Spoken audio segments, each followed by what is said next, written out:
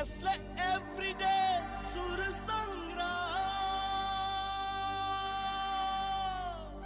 वापस स्वागत में तैयार बटे नेस्ले एवरीडे सुर संग्राम द्वितीय महायुद्ध, जहां सुर संग्राम के जादू चल रहा बा। घमासान मचल बाटे उत्तर प्रदेश और बिहार में कि के भोजपुरी पर राज करे। मोहन के एह जवाब के बाद हमनी के इंतजार बा कि आलोक के अगला सवाल का बा।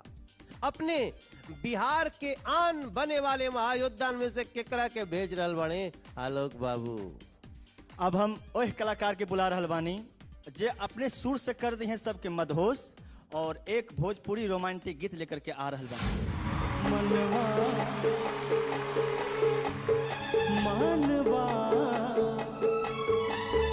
मनवा करेला तोहरा के हम छतिया से अपना साथ ली। मनवा करेला तोहरा के हम छतिया से अपना साथ ली। सारी उमरिया जान बना के, सारी उमरिया जान बना के रानी समैया काट ली। मनवा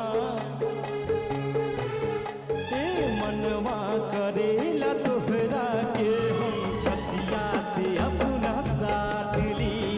मनवा करेला तोहरा के हम छतिया से अपना साथ ली।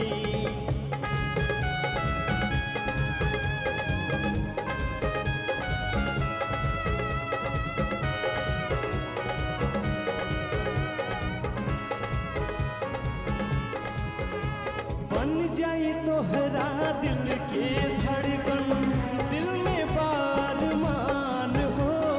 बन जाए तोहरा होठ के लाली, मारत रही मुस्कान हो।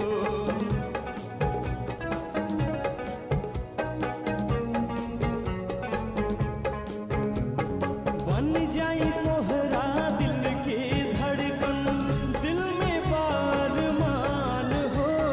बन जाए तोहरा होठ के लाली, मारत रही मुस्कान हो। तुहरे संगवा जिंदगी भरला, तुहरे संगवा जिंदगी भरला, गोरी सुख दुख बांट ली। मनवा मनवा करेला तोहरा के हम छतिया से अपना साथ ली। मनवा करेला तोहरा के हम छतिया से अपना साथ ली। सारी उमरिया जान बना के, सारी उमरिया जान बना के रानी समैया काट ली। मनवा मनवा करेला तोहरा के हम छतिया से अपना साथ ली। मनवा करेला तोहरा के हम छतिया से अपना साथ ली। ला ला ला ला ला ला ला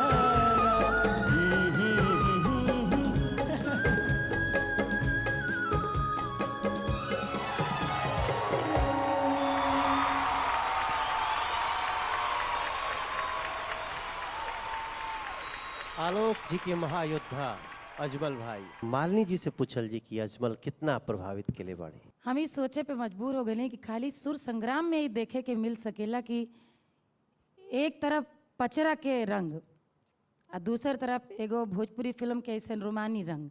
आप एक बहुत अच्छे कामयाब प्लेबैक सिंगर बन सकते हैं। बहुत बहुत धन्यवाद। रवि भाई का कहीं बाबू, जब कवाली केले रहला पिछली बेर तब हम बौरा के रहनी। बहुत बढ़िया पाकिजगी रहल, जैसे अल्लाह तुम्हारे में बसते हैं, तुम्हारी आवाज में बसते हैं। आमीन। एक लाइन में यही बोलूँगी कि कैसे ये शो ख़त्म हो और मैं डेस्परेटली आई एम वेटिंग कैसे मैं आपके साथ एक रोमांटिक डुएट सॉन्ग गाऊं। अजमल के आवाज के असर दूर तक पहुंचल बा। एकर असर मोहन पर कितना भाई तो मोहन ही बता सके। भाई साहब के गाना बहुत अच्छा लगल है, लेकिन इदा पारी जो हमार प्रतिभागी आवत अड़े वो गई हैं आगा के सबके नचई हैं ऐसा नु जलवा देखई हैं कि सब हिल जाई। अजमल से भी ज्यादा असर दिखाई हैं। हाँ इदा पारी तो खंड एकदम आके जी। आलोक ये कहा था खांदी खांदी मतलब बुलावल जाए मोहन के महायोद्धा के, तू हमरे संगे आओ।